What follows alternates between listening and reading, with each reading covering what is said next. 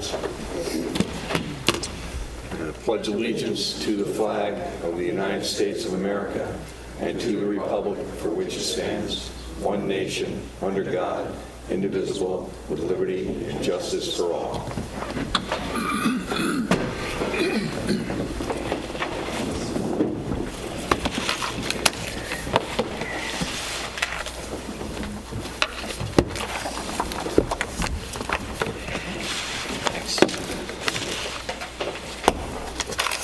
Welcome to the August 23rd public session here for the Board of Trustees. So when we start this with the public comment, and wishing to address the board, you have 3 minutes, and I have a few people that have signed up already, and then we'll go through this and see if anyone else wants to say anything. So just also be reminded that we have a public hearing about the North Sea rezoning. So if you have comments in reference to that, I would recommend that you wait until that public hearing. So it's not a 3-minute time frame on that. So Jim Williams.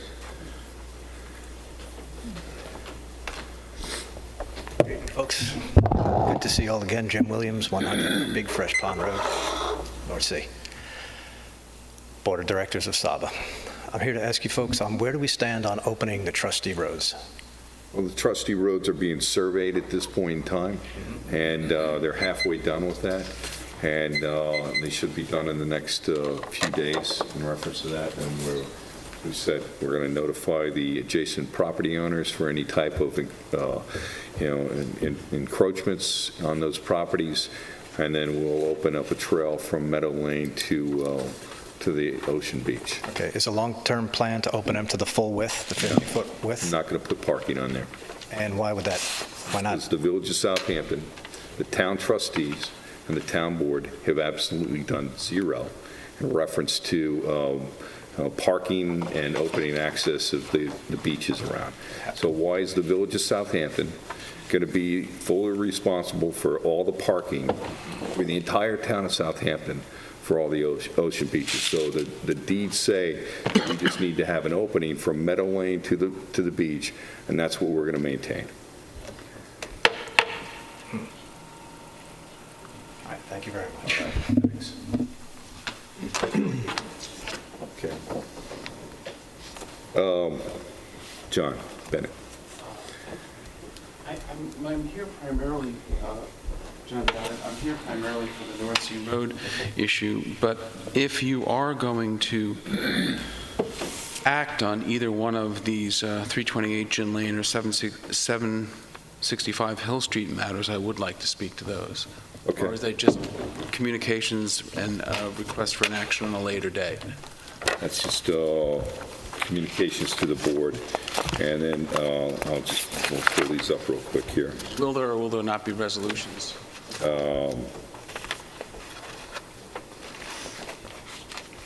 Let's see here. I didn't see a resolution per se, but There's not anything on here. I don't see anything for 765. They've asked the retention of the two organizations for limited purposes of the referenced applications. So so those are. I mean, if the That's board is really going to what they're consider asking for. those, I'd like to be heard. Okay.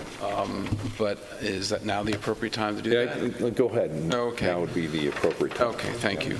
I would ask you, 328 Gin Lane is a house that's owned by the estate of John Poster. It's a former accessory building to a house that was destroyed in the 1938 hurricane.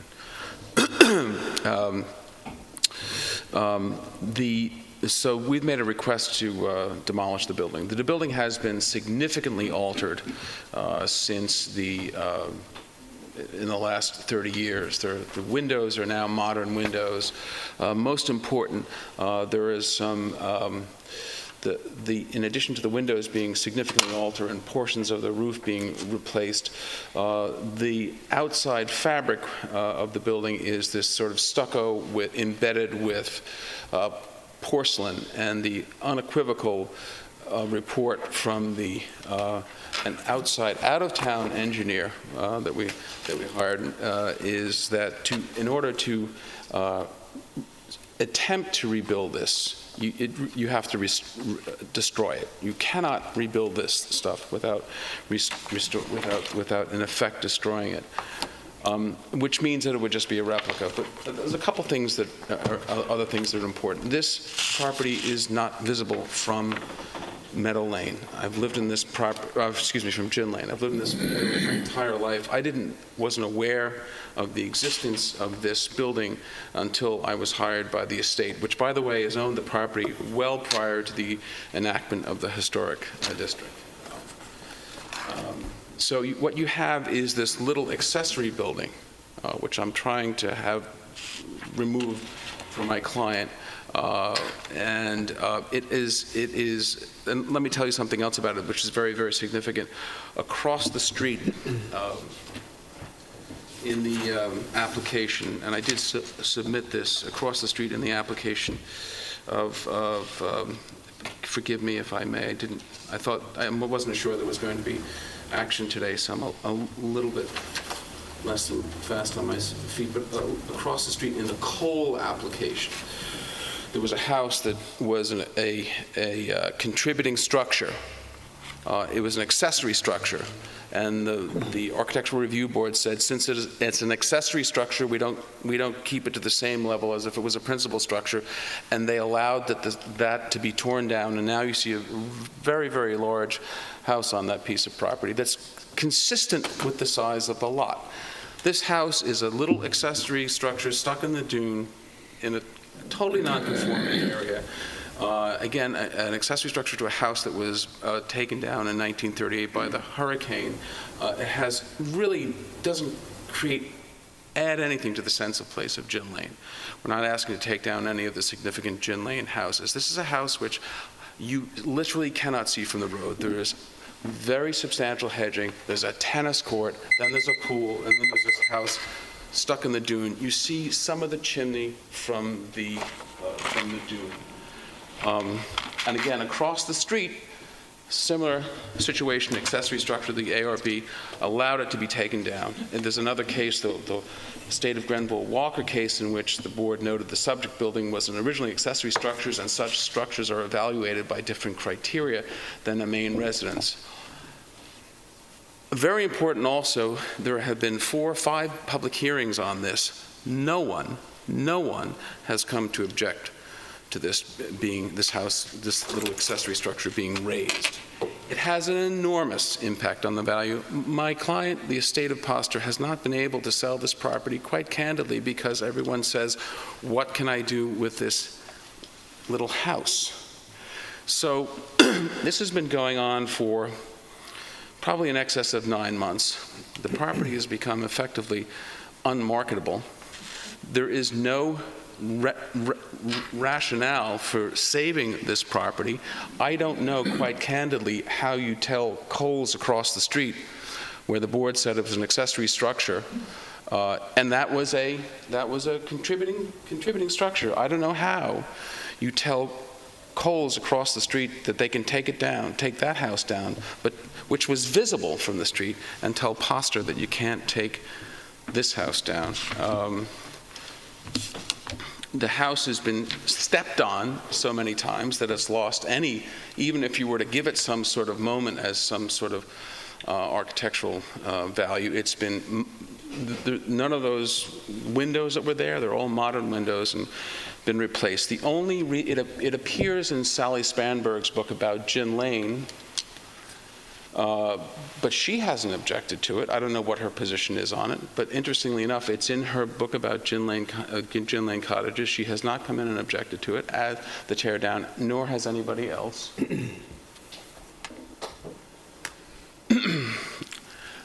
The primary reason it appears in her book is because the main house was owned by a guy by the name of Taw, T-H-A-W. I don't know if any of you have seen the movie, it's an E.L. Doctorow book, Ragtime. Taw's somewhat unstable brother married Evelyn Nesbit, And when he found out, Taw's somewhat unstable brother, when he found out that Stanford White had been hanging around with Evelyn Nesbitt, he went and shot him in a public place. That's, if you're a reader of page 6 or whatever page 6 was back in those days, maybe that lends a little bit of historic significance to the house, to the main house, but that's about it. So I think for a family that's owned the property forever, well in advance of the enactment of the historic district, with a similar situation both at the Walker Place and across the street at Cowles, where they allowed the buildings to be taken down because it was acknowledged that they were accessory buildings, to drag this on any longer is inappropriate, and the village shouldn't be spending money on it. And the reason I feel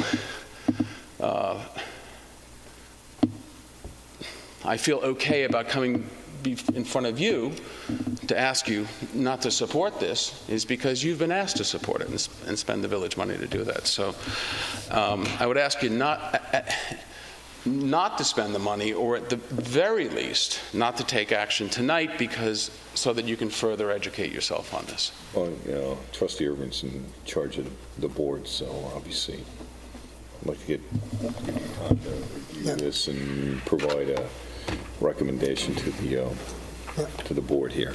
Okay. That's fine. Yeah. Okay. I'd like to be able to document what I've said to you tonight before you take action. Bill, do you have If Michael's going to get down to see it, any chance that you could notify the rest of us? Sure, Yeah. absolutely. Yeah. Just let me know, and I'll make sure if there's a gate or something. Yeah. Okay. Great. Yeah. Thanks for this. Okay. Yeah. They're not going to shoot us over that. They'll shoot us over something else. So it's yeah. Okay. Let's see. Bruce Bachman. Yeah. Hi, I'm Bruce Bachman. I live 660 Halsey Neck Lane here in the village. I hate to waste your time bringing to your attention something that is evident to you and all of us, but I've been getting phone calls. I don't like getting phone calls asking if something can be done. There's 4 or 5 parking sites, not parking, construction sites within the village, in which the traffic problem has become quite dangerous. The most obvious one is at 40 Meadow Lane, where a combination of all the construction parking, the curve, the potholes in the street, and everything else are creating a situation which is really could be just horrendous one of these busy weekends or even during the week. And there are 2 or 3 others, and I just want to let you know that there's a developing village resident concern over that particular situation. And I think it probably is enough so that we ought to pay some attention to it if it can be done. I spoke to Mr. Funch earlier. I have to say he's a wonderful source of information if you can't find something in the village records. And he said that there is nothing but a parking fee for construction workers and vehicles. But obviously that is not solving what is becoming, I think, an increasing danger, particularly since the projects are getting bigger, the construction crews are getting larger, they're there longer, and the problems persist far beyond what I've seen in the past. So I'm just passing a message on from a whole group of people who have been beating me up a little bit for not speaking to you on it. Okay. Thank you. All right. Thanks. Eldon, I know you're here for the presentation and stuff like that. So, anyone else who didn't sign up that would like to speak during the public comment section? Okay. All right. Good. So we're going to close this public comment section. We're going to go to public hearing, North Sea Road rezoning here. We have a open public hearing on this. One of the things we were waiting on was the Gibbs report. Eldon, you're here to talk about the Gibbs report? Okay. Yeah, come on up. Actually, Rick, do you want to just do a quick summary on the North Sea Road rezoning and the public hearing where we're at, just so everybody is on the same page? First of all, this is not a public hearing on an actual rezoning. This is a public hearing to consider whether to amend the village comprehensive plan to include this report or this recommendation as part of the master plan. So we're having public hearings on that. If eventually the board does amend the village master plan to make this part of it, then the next step would be, and that would be a rezoning procedure. And if the rezoning, and that would involve public hearings, et cetera. If the rezoning were adopted, then the third step would be a special permit, before anything could actually happen, would be a special permit application to the Board of Trustees for a proposed retail use. Briefly, the master plan component that's before you recommends that an overlay district be created in part of the office business district along North Sea Road that would allow retail use as a special permit use. And there's a lot of recommendations in the component as to dimensional regulations, site plan, layout, and different aspects of that, and also recommendations as to the type of retail use that might potentially be considered. It appears from the component that it's primarily recommending retail use that would serve the local community. That's a brief summary. Okay. Okay, Alvin. I know we also have somebody from Nelson Pope and Voorhees too who wanted to. My name's Eldon Scott, and I'm here representing the Southampton Association tonight. We had hired Bob Gibbs, who had created a plan in 2013, a retail review of what's happening in the Village Center. So we hired him again just to review the data from his previous report and to look in particular at the proposal for North Sea Road. And there are some copies of that here, if anyone would like to take a look and grab it. Yeah, we do all have this. Thanks. So I'm just going to briefly read the summary section of that. I'm not going to read the whole report.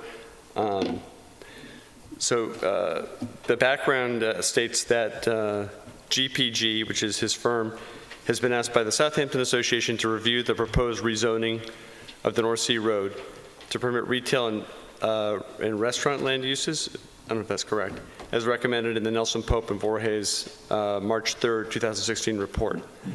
This memorandum is intended to provide an independent third-party professional planning opinion of MPV's findings and the potential impacts of the commercial rezoning on the village's existing historic downtown commercial sustainability. And I'll just read the executive summary. GPG finds MPV's proposed rezoning of the North Sea Road Windmill Lane area from a primarily office business district to retail and office district will adversely impact the village's historic downtown district, Main Street, Jobs Lane, Hampton Road. The rezoning of the nearly 1 mile corridor will likely, one, create an unwalkable suburban type commercial condition, two, take market share in retailers from the downtown area, significantly increase, three, significantly increase traffic congestion, and four, negatively impact surrounding residential areas. So I'm not going to read the rest of his report, but it's sitting here if anyone wants to look at it.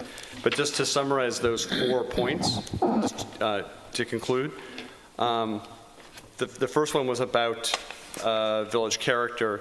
So extending retail type uses could further erode the village character by encouraging the demolition of some existing residential and timber frame structures to be replaced by a more efficient commercial types of buildings, which would want to maximize frontage on the street, signage, lighting, parking space, and to focus landscape so you wouldn't be blocking signage, and potentially have some impact on water quality, which we've also heard about. So it's really just that point is a question of, is that type of use and character the one we're looking for that gateway?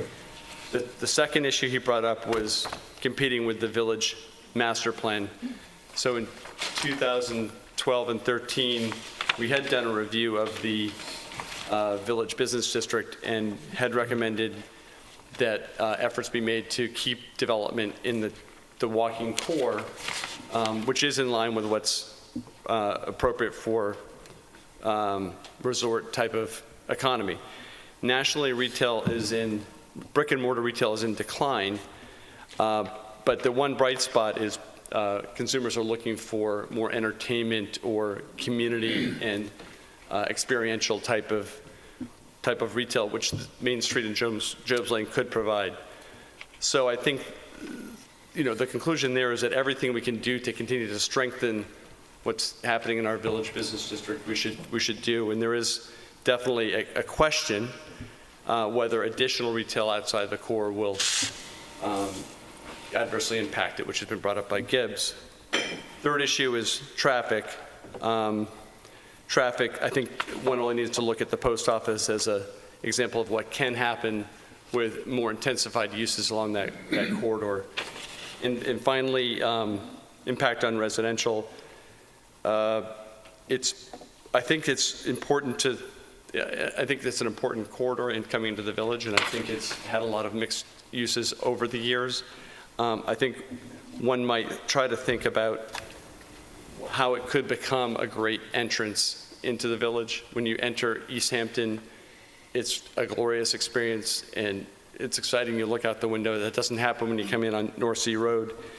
And I think it's interesting to look at what East Hampton is doing. They're conducting a review of their commercial spaces right now at the town level with all of the hamlets. And the number one goal in that plan, which is underway right now, is to maintain and restore, where necessary, East Hampton's rural and semi-rural character and the unique qualities of each of East Hampton's historic communities. So I just think it's, from the Southampton Association perspective, we think it's important to do everything possible just to maintain the village business district, to support those businesses, and to keep as much of a rural or semi-rural experience for residents. Thanks. Okay. Come on. Could I just ask one quick question? Yeah. A minor thing, it might just be a typo, but this Gibbs report dated August 19, 2016 refers to a Nelson Pope and Voorhees report dated March 3, 2016. The packet that we have is dated April 2016. I think he was also reading the responses to the Planning Commission questions, which were from March. So I think he didn't reference both. There's another document. Okay.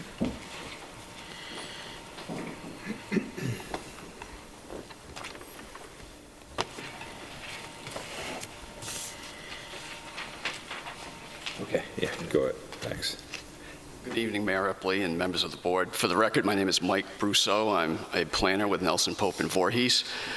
We did receive the comments provided by Gibbs Planning Group yesterday, and we've distributed those comments to the staff for review. And we plan on getting a written response to those comments prepared for you. Okay. Basically, though, I did want to touch on a couple things, providing a little bit of an overview. Basically, the setting of this, it's actually 0.6 miles in length, the length rather than 1 mile, from basically 7-Eleven down to the intersection of Main Street and North Sea Road. It involves 39 parcels, only parcels that front on North Sea Road. And there are 11 office properties. There are 13 commercial uses. There are 5 residences and 2 vacant parcels, and the remaining are governmental type uses or utility. So it's open space down by the 7-Eleven, it's the post office. So there are actually some limited opportunities there. As a little background to the study, this was meant to be a planning and zoning study primarily. What we did is we went out, we did an inventory of land uses, we reviewed the zoning code, we reviewed the various conditions in the surrounding area. And we considered the fact that the North Sea Road corridor is a gateway to the downtown district, and that there were opportunities to enhance the North Sea Road area. Physically, maintaining the historic character with design standards, promoting investment and attracting businesses to the area. And basically, we were responding also to a comment within the comprehensive plan, which requested at some point that additional studies be conducted within the office district. Another thing that we took into consideration as we developed this is the differences between the various districts. Because one thing that we would typically do, we don't want to see a lot of competition. We want to make the community better for everyone, to the best extent that we possibly can. And the Village Business District is very unique. It's zoned for retail, restaurant, office, institutional uses, even residential uses. And it has different dimensional zoning requirements. It caters mostly to a seasonal clientele. And so it's quite a bit different from this corridor area that stretches between County Road 39 and Nugent Street and Main Street, Hampton Road. So one thing that we tried to do when we looked at the zoning standards and the special exception standards and things is to take this into consideration to avoid the possibility of conflicts as much as possible in competition. Also, what we did was, as mentioned previously, we did develop a number of special exception standards. These special exception standards are designed specifically to help to maintain the character of the area and make things compatible, and to address potential issues on adjacent residential properties, which we think that we can do based on the many numerous recommendations that we have within. It really wasn't meant to be a fiscal analysis or an economic analysis of demand, but we did do something to ensure that there is a retail gap in the area, and I think the Gibbs report also demonstrates that there is this demand, and actually we believe that there's an opportunity to benefit both districts. In regard to office uses, there was something mentioned in the Gibbs report about they had done interviews with local realtors. We also did interviews with local realtors, and they had indicated that the demand for office was light in the village and that the demand for retail was actually higher, and that there were opportunities for additional retail development both in the North Sea District and the Village Business District. Some of the land uses that we heard in past public hearings may be acceptable types of land uses which you may not necessarily want in the downtown. For instance, dog grooming service was raised. You don't really see that necessarily as something that would be downtown in the Village District, but it is something that a lot of people would like to have in this area. And also another gentleman mentioned, I believe he was an optometrist, but he couldn't sell glasses in his office, which seems like a reasonable use. So another thing that was mentioned in the Gibbs report is, why don't you promote residential development along the corridor? And actually, it is zoned to allow residential uses. It's by special exception permit. You could have one family, two family, or multiple family residents. But there has been this transformation, and those residential uses have decided to move out. Maybe it's not the best place to live along a kind of a major north-south throughway. But also, the biggest obstacle is the requirements of the health department, which restricts each 40,000 square foot lot to 300 gallons per day of wastewater disposal, which is the equivalent of a single-family home, one single-family home. Granted, there may be some grandfathered properties and so on, but you're really not going to see multiple family developments.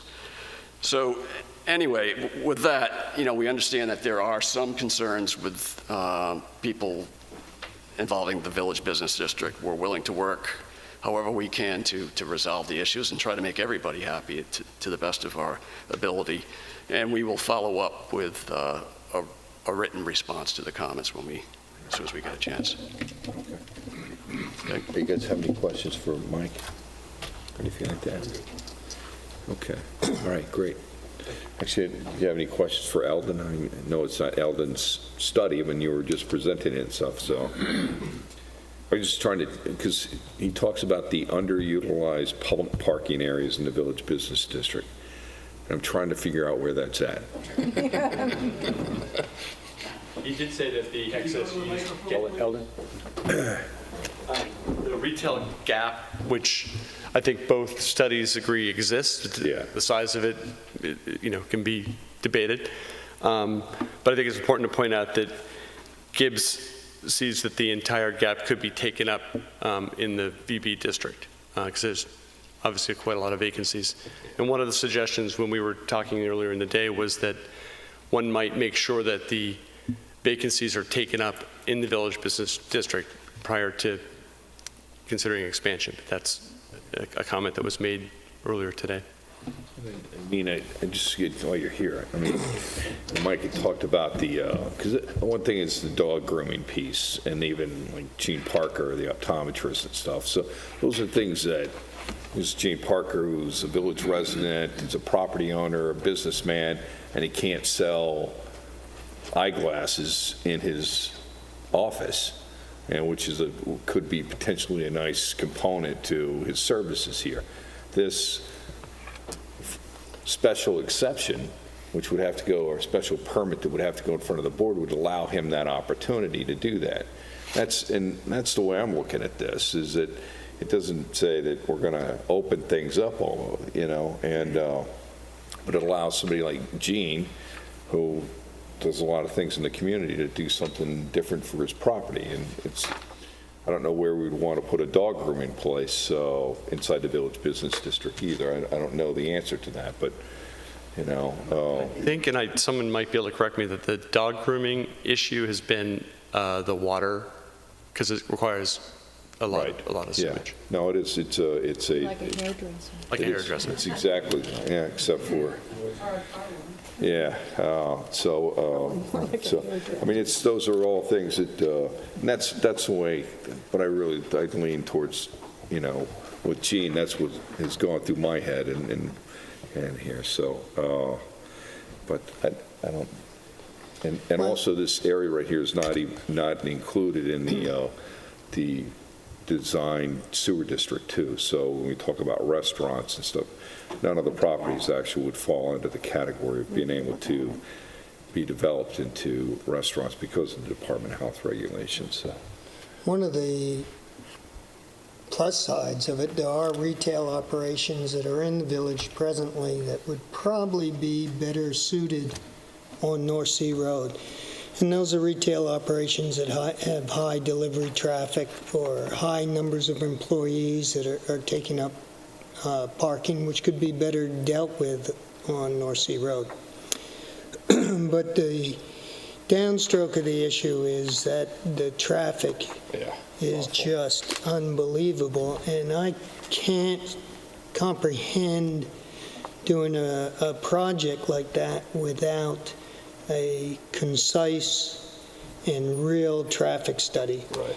And that traffic study should include the possibility of widening North Sea Road so that you have turnoffs. It also should take a look at the residential streets, because those side streets are a highway to the industrial area, and the cars are backed up on those presently, and then now you're going to add more retail. So I think Gibbs is correct in taking a good look at the traffic issue. But, using a special exception and doing a mixed use it may not be a bad issue for North Sea Road, and it may make it a nicer entrance piece to the village, because the concept is not to build small strip malls. The concept is to build small buildings, parking access in the back that look more like residential structures, and only on special exceptions. So, you know, it's an interesting thing to look at, but the parking has to be addressed. Yeah. And it's got to be addressed with a real traffic study, not the traffic studies we see so often that are in the middle of the winter or at non-peak times and so forth.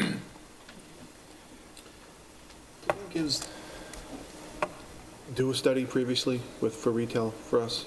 Yeah. And the longest, don't we have it? March 25th, 2013, so. Okay. Yeah, And but didn't that talk that was- about increasing retail space? I mean, forgive Well, me, it was- did it include North Sea Road or not? It was really for those He did business district. a study It was just a business. centered, where the center spot was the business district, and he looked at a 10-minute drive time, a typical retail study, and he came up with, I think, 114,000 square feet of potential demand in 2013. The Nelson Pope study came up with 172,000. So again, there could be some debate as to what the amount is, but there's potentially some potential for growth. His recommendation was that growth could be physically handled within the BV district. That was his point. Which is very important, because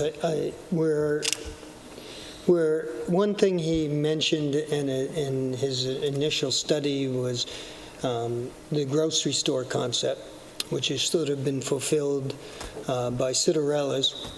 And what I found really interesting is he talked about Southampton Village being a walking village, that people are going to walk to the grocery store.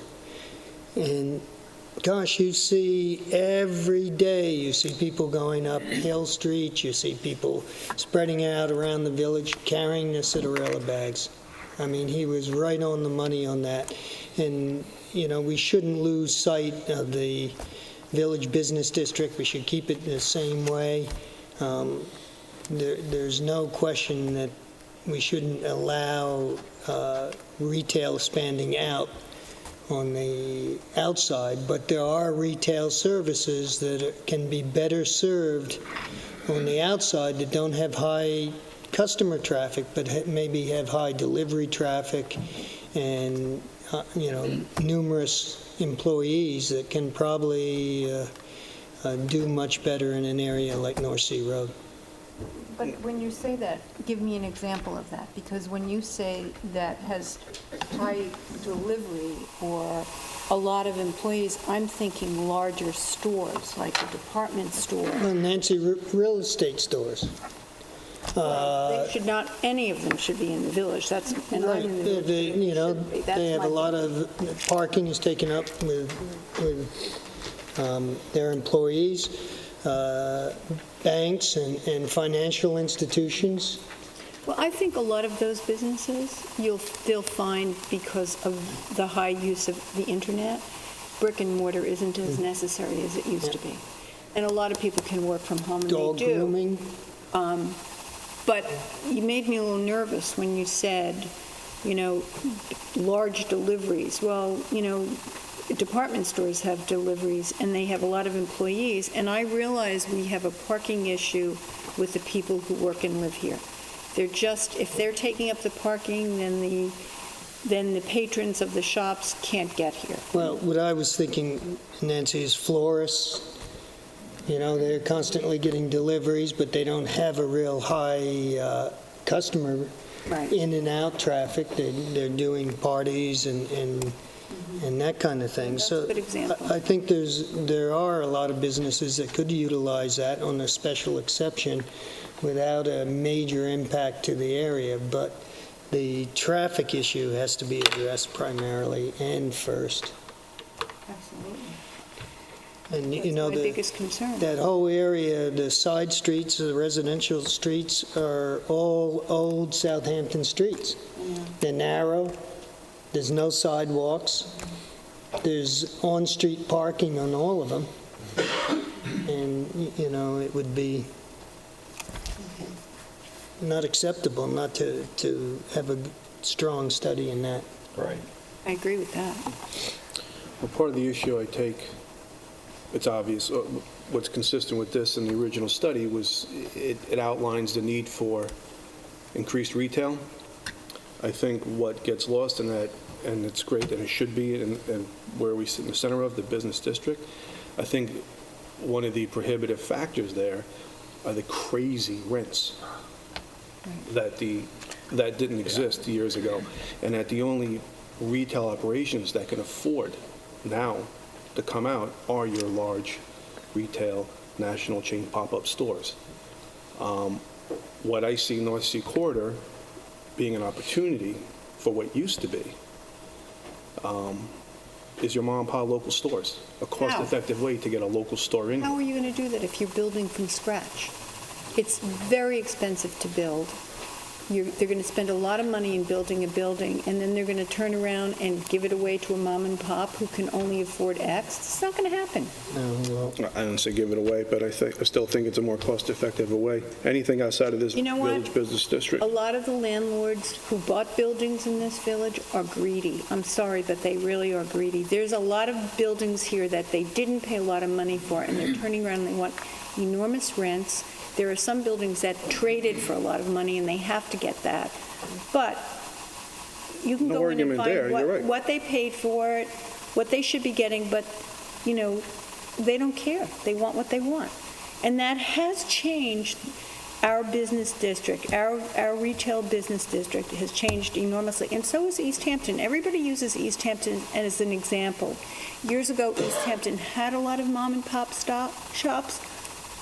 People were thrilled because Tiffany's was coming in, which left, and a lot of big companies have gone out there. Well, guess what? They're closed down at night, and they don't have the night foot traffic that they used to have because these larger companies said, we're not paying these people. We can't afford to pay them. There's not enough business here, and they closed down the streets at night there. So it's not all that great to have all of this coming in. And you know, I'm concerned. I'm concerned. I think, you know, part of our problem in our village business district is the high rents. And that's why there's a lot of realtors, because they can afford to pay the rent. But other than that, I mean, these little shops, you know, really, I don't see how they can do it. No, if I could comment quickly. Yeah. I think you're right. Obviously, it's difficult in zoning to control rents. You could make an argument that increased supply might control rents. With the number of the units that would come online here, and as you said, the capital going in, it's probably not going to be a solution to the rent problem. Brick and mortar is suffering right now, and a lot of major national brands are retrenching. And they're finding, because I was talking to someone about this, that the pop-up actually works very well for them, because they can come in with low capital, operate for 3 months. They're really looking for the summer customer and that brand experience, and then they're gone again. But that doesn't help the village year-round. Again, I don't know if that's something we can really control. But I think it's interesting because our village years ago was just seasonal. Job's Lane was only seasonal. I mean, most of those stores didn't even have heat.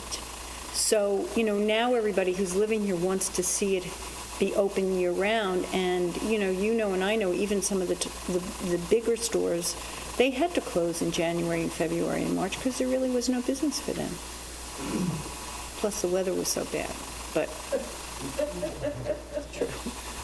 but I mean, Well, I appreciate, I just Eldon, wanna for say- you presenting Bob's work here and stuff. I understand it's not yours, and you know, and I appreciate the work that you do, and also with the Planning Commission too. So thank you. Thanks. I just want to add one more thing. The village business district is a very, very important component of this community. And from the moment we took office, that has been a focus of ours, because if you don't have a thriving business district, people will not come here. And although they may love their house, they still want to go out their door and find something that's going on in the community. And so we take it very seriously, and I worry about it all the time. And we're always trying to figure out ways to strengthen that. Yeah. Great. Anyone else from the public would like to speak about, Greg?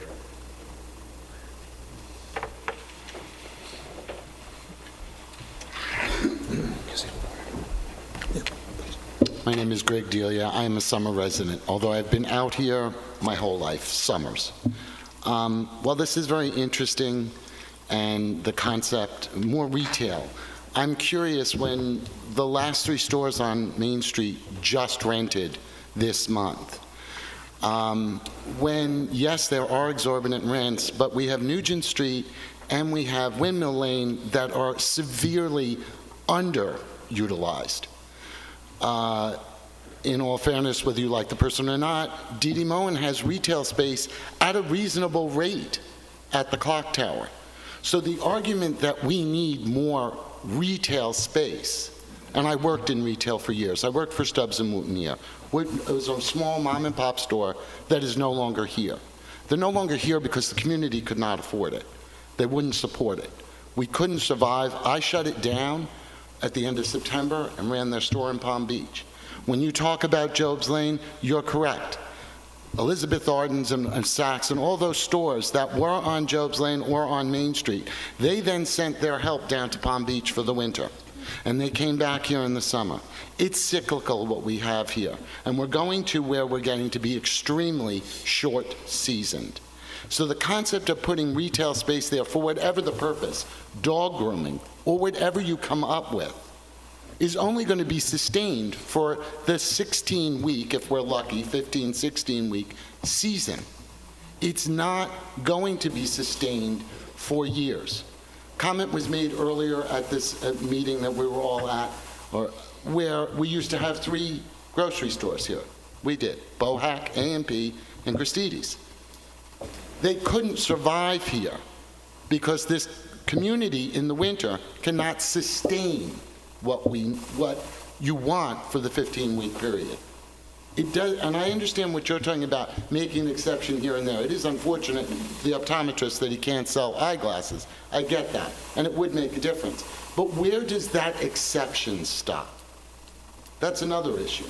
Because Well, you bring up a valid point, Yeah, but where does the exception stop to the person who has a piece of property there that can't use it for, and it's not going to be needed for business space, and says, oh, I want to do X there. When do you stop the exception? So while I agree that's probably a better way to handle it, it's also, you run into, becomes very dicey also, because what made that exception okay and this one not okay? But the reality is, you have a square that needs to be fixed before you go out there and try and do anything. The other day, I went to go up to Bruce Kremboard's to have something repaired.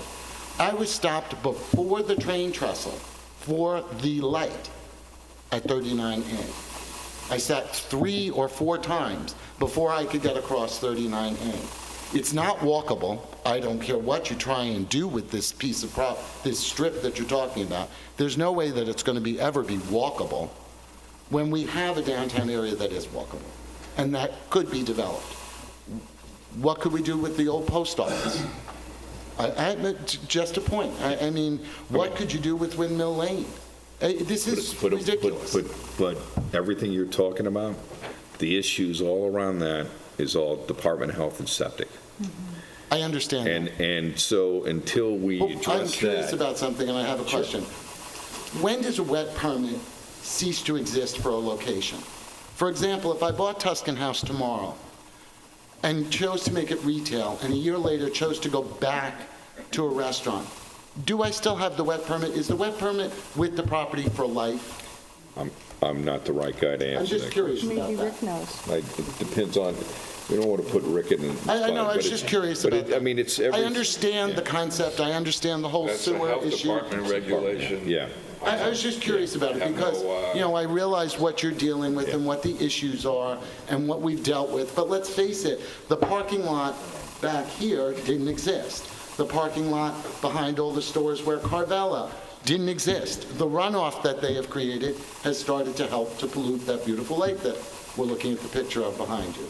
I mean, there's a lot here that's involved, and I get the sewer question, but you're going to start this, and then you're going to say, oh, well, wait a minute, we can't do this without the sewer. Well, there's a big question with the sewer, too. So anyway, I'm sorry. Well, the sewer, It's frustrating, Mark. You're frustrating for you still. What about me? I understand. I appreciate what Nancy's talking about. But you're taking away the charm of this village. The village is falling apart. And yes, you're right. It is the high rents. But it's absurd. We don't have mom and pop stores. And this isn't going to give us that. and by the way, pop-ups are not just from May to September. Those people, they have to commit for the entire year. They only use it Right. from May to September. So a pop-up is not that you're getting it cheaper. You're still paying a lot of money for that. They just choose not No, to I get it, pay their people who work for them. We tried to So do it's a it. pop-up because it's only When for I a was short in period of, South, yeah. We tried to do it. And what the guy wanted in the fountain, we were able to do it. It doesn't work. I mean, it can work. But the bottom line is, the stores are still vacant. And are you going to develop this and wind up having vacant stores for 9 months of the year if you do proceed to develop it? Well, again, it's, it's part of any change on here is listed as a special permit that would have to go in front of the village board. So it's not an as-of-right usage. So when Gene Parker said, I want to do retail and sell eyeglasses in my doctor's office here, he would have to come in front of the village board and ask for that Right, special no, I understand permit. that. But just the reality of what we currently have that's not being used properly, to start doing something that really, do you want to spend the money and the time and the effort in an area that you aren't going to be able to effectively change very well? Well, again, it's a long-term piece. If you're going to do this, it's how do you beautify that road? How do you improve traffic flow on that road? I mean, the thing I like about When was the last time that a real traffic study, a proper traffic study was ever done for the village at the right time? Well, we're undergoing one right now. You are? Yes. A legitimate?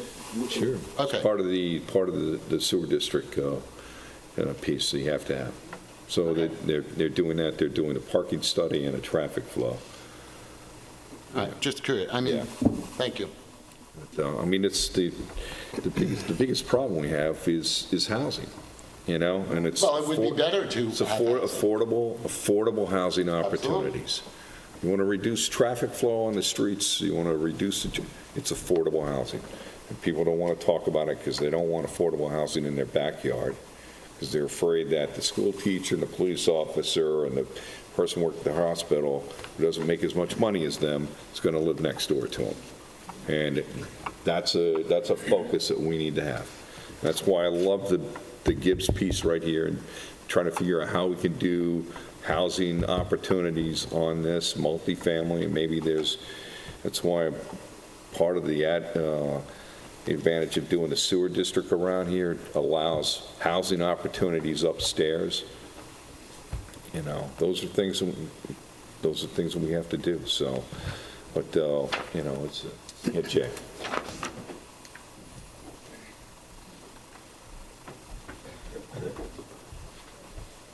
Jay Deasing, a resident of the village. Just to follow up on the housing, because I really think that is the cause of the problem. I mean, all of these discussions about how do we make the village more walkable, how do we improve retailing, we don't have a growing year-round population. We have a vastly diminishing year-round population. We have people who don't really want to walk anywhere. They pretty much want to drive and park, and we're spreading things out further and further. So I think that and I know you've certainly made some efforts, but I think the village really has to step step up to the plate and maybe buy some parcels, use our credit rating, take advantage of the fact that right now there are a lot of parcels probably in that area that might be available, and I think put together a real housing program and get some rental housing, not just affordable housing, because the people that we need to have out here are not going to necessarily start out having 50, 60, 100,000 for a rent, to purchase a unit. So I think that there's a lot that could be done on that corridor. And I just know that a week and a half ago when we had the heavy rainstorms, I was actually trying to head across North Sea Road, across the highway, and the traffic had gotten so backed up that all 4 lanes, the 2 turn lanes, the straight lane and the right turn lane, had become left turn lanes because people were so pissed off waiting. They were just running up the side and saying, I'm going to make my left-hand turn at the end. I think to put any additional retailing out on that stretch of road realistically is probably not going to work. Now, granted, there might be some exceptions where certain types of businesses would fit, but in general, I think the more you add density on the retailing side, that's going to cause drivers to be looking in lots of different directions, making turns across double lines, which becomes the standard here in the summertime as it is. And so I really think a traffic study is something that needs to be done, but I'd love, the village has taken the lead on the East End in terms of ecology with the bags. I think we can't wait for the town housing board to do anything. I think we have to start making some changes. So you just said that there might be some exceptions that might work in this area. What would those be? I'm not certain what would, on the retailing side, because I think the problem that you have is if you allow retailing to go in there, the market is going to bid up those prices to where the businesses that have to go there, as Nancy was saying, somebody's going to pay, probably $1 million for any parcel along North Sea Road. And then they're going to pay $2 to $3 million to build it. So you wouldn't be opposed if we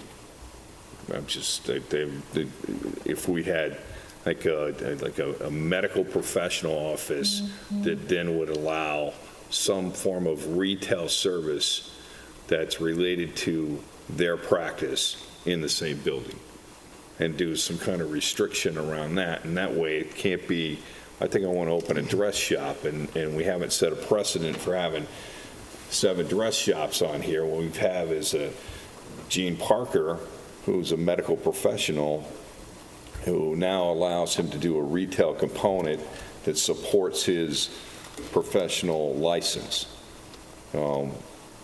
Would that be an exception that you would? I think we'd have to see sort of a traffic study. Yeah. I mean, I got these at Gene Parker, so maybe he's selling them under the. All right, you just threw Gene under the bus here, okay? So. I've been dying to ask that same question. I've been buying glasses from Gene Parker. Yeah, only since 1963. I mean, they're prescriptions, so I guess that's a medical device. But that's a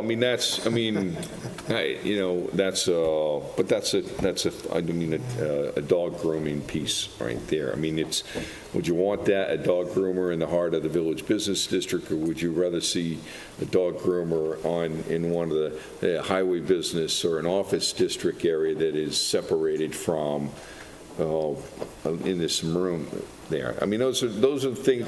Those are the 2 uses that, when I think in terms of this corridor, are things that I think about.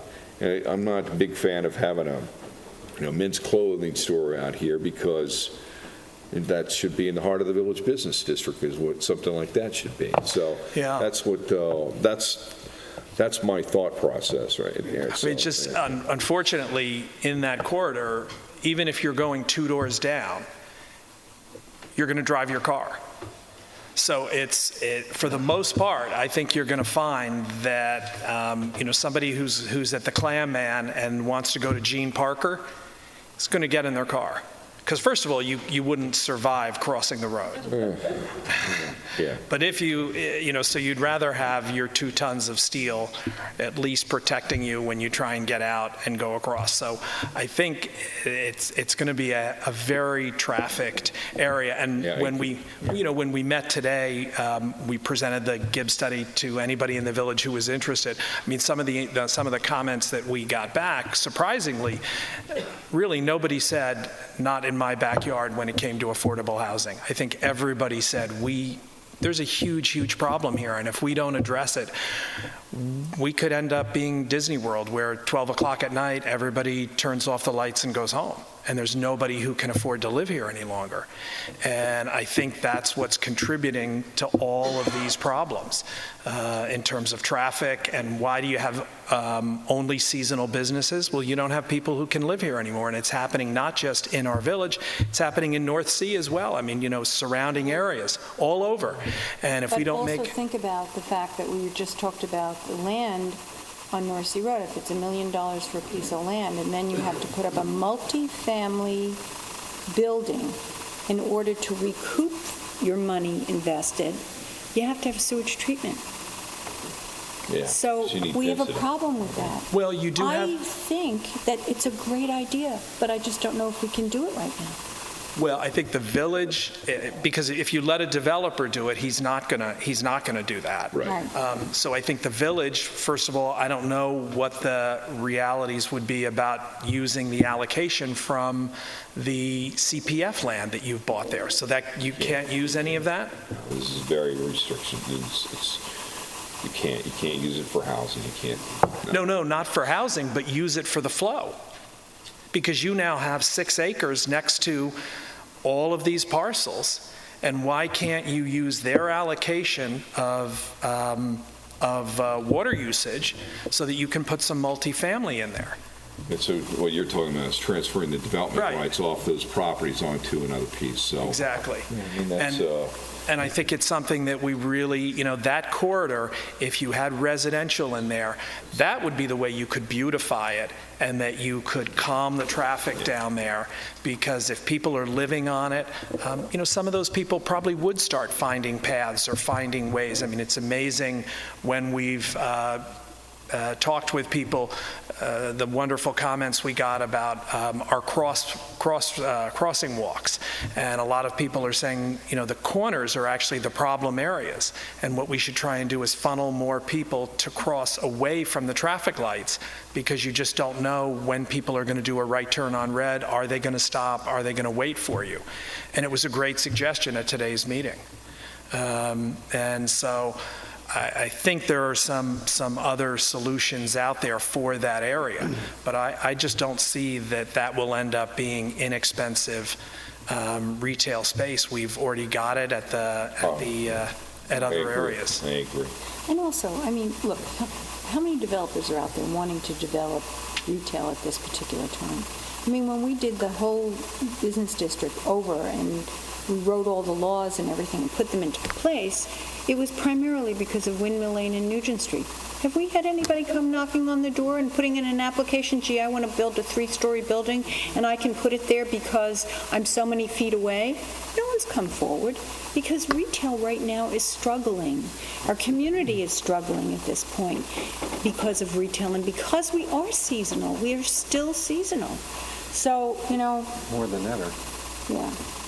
Well, maybe if there's some way we could come up with a plan to allow some of the developers along there to use the water rights on other parcels. And if you do that, you can get more units and start putting in particularly rental, I think. But again, I would certainly support the village if they wanted to start buying some of those parcels and then let the town come up with some sort of a program to help us do some rental housing too. The thing is, the village's money is the taxpayers' money. And that's, that is something that would have to really be worked on, which I don't object to that, but it is. Well, it's different ways around that. There's there's tax incentives and different things we can do to help people out. And so, I absolutely agree. We need workforce housing. I call it, instead of affordable, I call it workforce, because let's face it, those of us that live and work here, we all service the community in one way or another. And without the service of the people who live here, people wouldn't want to come here because they wouldn't have services to support them. So we really need to, and that's why County Road 39 and all the roads are backed up, because they're all coming from further west.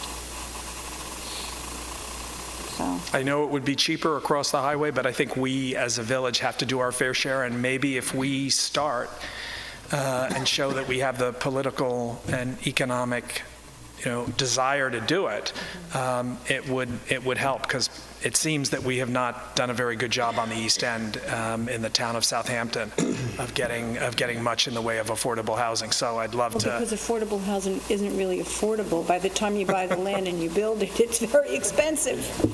So it's Thank you. a lot harder. Thanks. So anyone else? Mr. Bennett?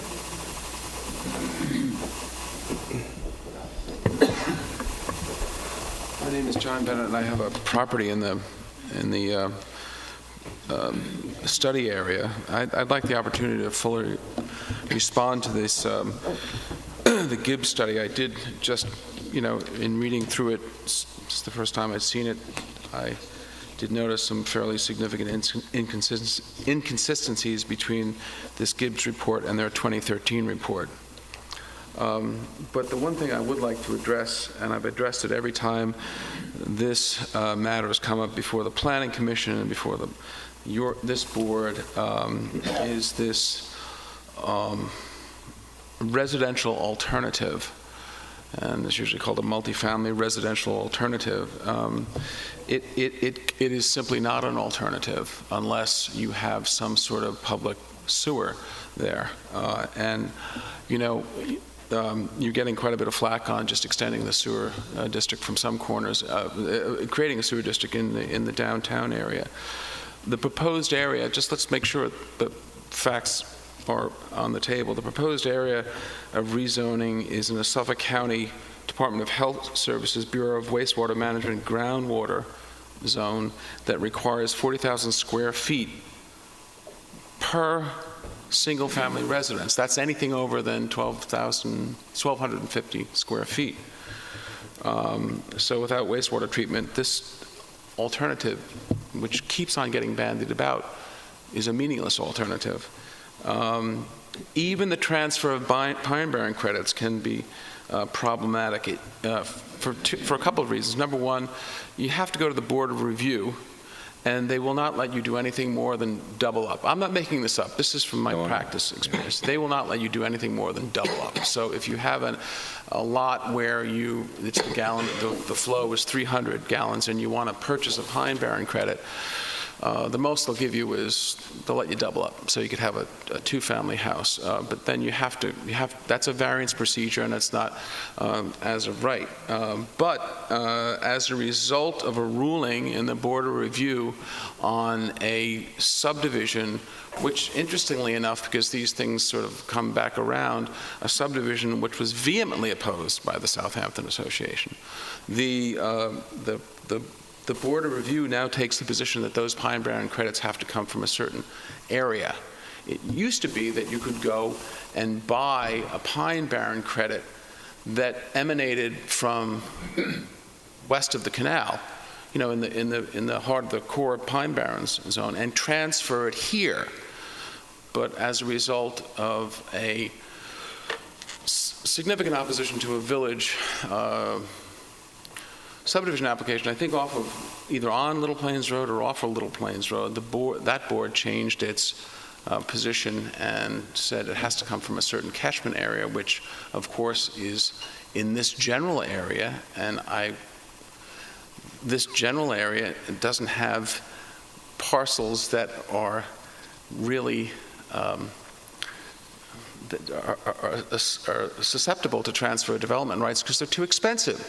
You could take a 5-acre lot or 10-acre or 20-acre lot west of the canal and you could generate some Pine Barren credits from it, because as a result of the state legislation, which essentially stripped it of any rights other than its rights to transfer off the property, you could create a Pine Barren credit that was somewhat reasonable. You can't do that anymore.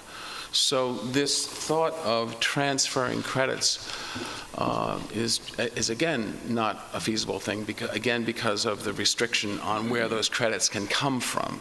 And again, there's a limitation on how much you can double up. Impacts on water quality tend to be significantly heightened with residential uses. People don't shower and bathe and cook in offices, so the wastewater generation from those uses are significantly less. And I'll end with, I know it's a little bit off topic, but I think a bigger threat to the business district is not this proposed legislation, but the revived Tuckahoe application. I would ask you, board, to continue your fight against that. But thank you for your time, and I'll submit something. Okay, thanks. Yeah, Robert.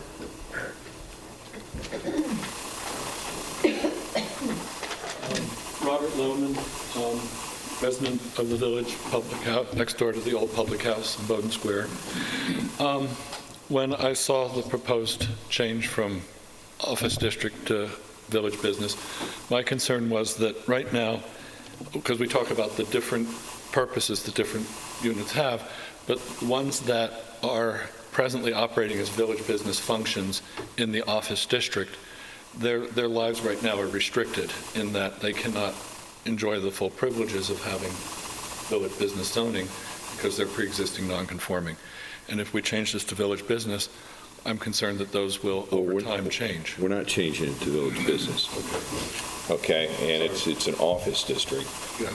And what it is there'll be uses that will be special permit uses that would be issued by the village board for someone who wanted to do certain items and stuff.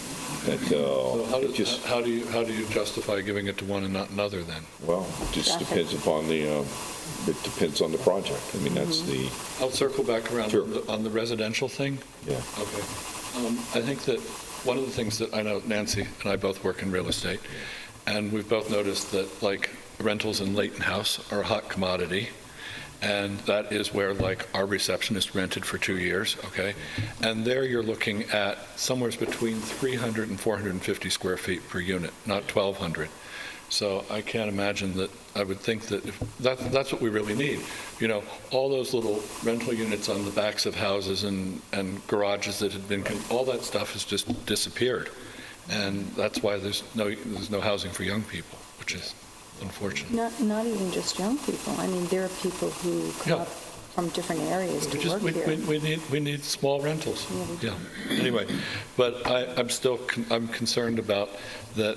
It's a long strip, and every time we have higher use backing up against residential, we get into problems. We had all the hot spots this year, which we seem to have gotten calmed down for the moment, but that's my concerns. Don't jinx us here, Robert, okay?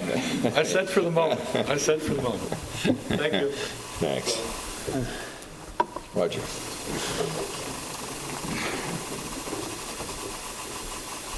Roger Blau, Southampton Village Realtor and Park Commercial Realtor. I probably do more commercial in our office than most people, and I founded the commercial division of the Corcoran Group many years ago with similar commercial brokers. So we have a bit of a background in this, and prior to coming out here, I was also in commercial real estate. But one of the comments made in the report stated that what we need is 4,000, 5,000 square foot stores. The truth of the matter is, we don't. We need small little shops. We need 800 square feet or even less. Or less. And Nancy took the words right out of my mouth because she knows. And who needs this? Well, pop-ups would love to have this because they don't need to pay for a big store if they're just selling, someone's jewelry.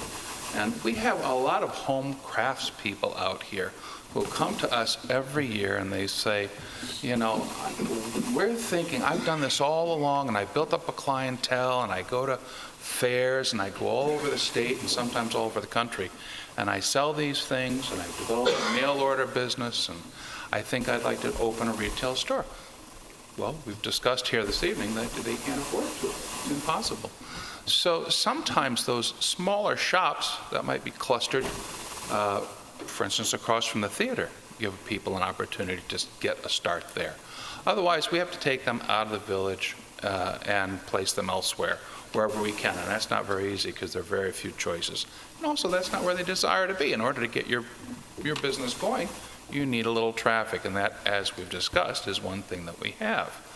So lower rents outside of the central business district is a benefit to people starting small businesses. And big businesses in America start small. Don't ever forget that. They start with the wives of people like yourself sitting here on the board, or the husbands, or whatever it is. It starts out in your own community or in the surrounding community. So we talk big boxes, that goes to the highway or some other highway, hopefully. We talk big businesses, some other highway. The highway. Yeah, or we talk big businesses. And I'm going to have a heart attack at the highway. But this really isn't what we need in this village. And when we need to go to a big box store, we go to Riverhead. That's usually the route that we take. So walkability in the village of Southampton is something which develops. I have friends in the village who can't let their children walk to the library because they can't cross the street. It's in part due to the street crossings, and it's in part due to the way that people drive. They don't stop. Rights on red are rights on red, regardless of what the sign says. You don't put your foot out there unless you know that guy's stopping and you're looking him in the eye and you've given him the finger, the first finger, or all four. And you're in agreement, he's stopping and you're walking. It's about the only way. But when you have a child who's 10 or 12 years old, that light changes. What's he taught? Look to the left, look to the right, and step out from that curb, and that's when accidents happen. Lived in London for a long time. They have great crossings that are marked in, they call them zebra crossings or zebra stripes. They're black and white stripes on the pavement. Big patterns so you can't miss them. And on both sides that you step out onto is a platform, much like over on the other side of the trestle there, where we created that little platform where people step to with the garden plantings. And because it's a safe spot in the middle of that broad road. Well, in London, they're on every street. Everything is a zebra crossing. If you're crossing the street, and it's got two poles also striped in black and white, about stripes this big, so you can't miss those. And at the top of those, there are blinking lights. And in areas where they're not so easily seen, they're blinking, they're globes this size, and they're actually a yellow light, much like a bug light that we have. And sometimes you've got to have something just that visible, and it's cut down big time on pedestrian accidents, and people know they've got to stop, because over there, if you hit a pedestrian, you are in deep doo.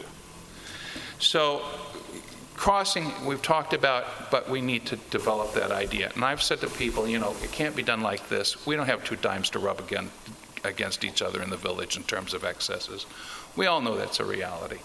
But I think that the more we can faster we can step up to the plate on getting those crossing guards and the walkability improved in the village, the happier people with children will be when they're trying to get them to go to the library from all around town.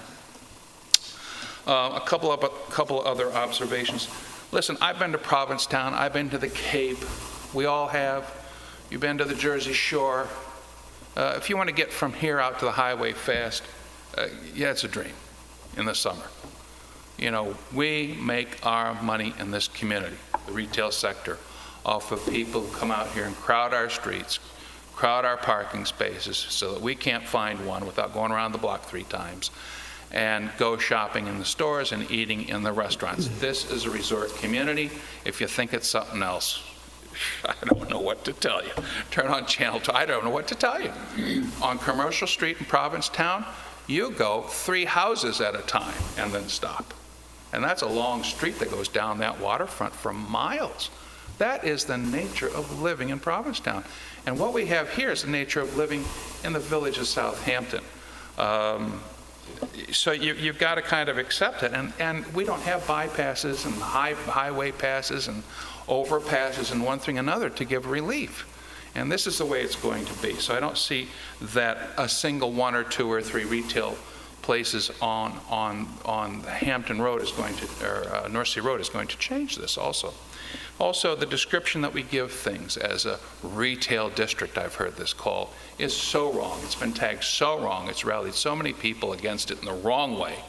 When you're talking special exception permitted use, you have to call it that, and people have to understand, and they have to stop talking about the redevelopment of this area, which I've heard bandied around in the most mistaken nomenclature of what's happening here. So I think we have to understand what special exception use is and how that doesn't change, and that it's not going to be rezoned. I think that's very important. Housing. I try to help local families all the time, people coming into town, doctors starting at the hospital.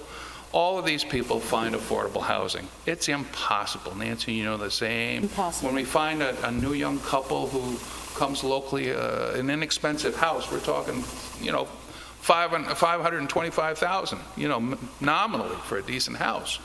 On Mary's Lane or something like that. I think I've sold every house up on that street to young families, newlyweds and so forth, to raise a family. So it is in dire need. And yet when we had a housing program out at the courtyards where you applied for subsidized, I mean, it's not subsidized housing, but affordable housing, they stood there and wondered where the applications came from. They had units unsold, unclaimed, untaken. They actually had to go out in the community. Paul Robinson's daughter got one of them, if you recall. And so it's kind of odd. Another conversation. Nobody wanted affordable housing in this village. Why? Because they didn't want the umbrellas on the top of the shops out on Job's Lane, because you're going to have apartments up above. I've heard every excuse about affordable housing, and I've encouraged it all my life, because as a student in London, and as a startup businessman, you know, we all need a young couple, they all need a place to start. And we don't always pick the places we work. We take the job opportunities where they're offered. So if that's at the hospital, you've got to find housing, you know, by hook or by crook. And I know people who are living in garages illegally in this town because they can't find housing. Intelligent, educated people with their doctor's degrees. So they're no dummies, but they have to do what they have to do to afford to get their foot in the door. So it is very, very important. I couldn't encourage it more. But the reality of it is, it's not something for Southampton Village unless Suffolk County gives you the land. And you know how that becomes even. Out in the west end of town. You can't always convince the neighbors that they want affordable housing, you know, because they've got some idea of what it isn't, in fact. What it is a great opportunity for the same people I'm talking about. So that's everything I got to say for the most part. Thank you very much. Doing a good job. Thanks, Ryan. Anyone else would like to speak in reference to this? Anybody from the board here? Good. So I think we've got some information that has to be digested. I heard a few people wanted to provide commentary, written comments to this. So I think we should keep this public hearing open. And any other comments on that? No? Okay. So we're going to keep the public hearing open. So, okay. All right, thanks. Communications to the board.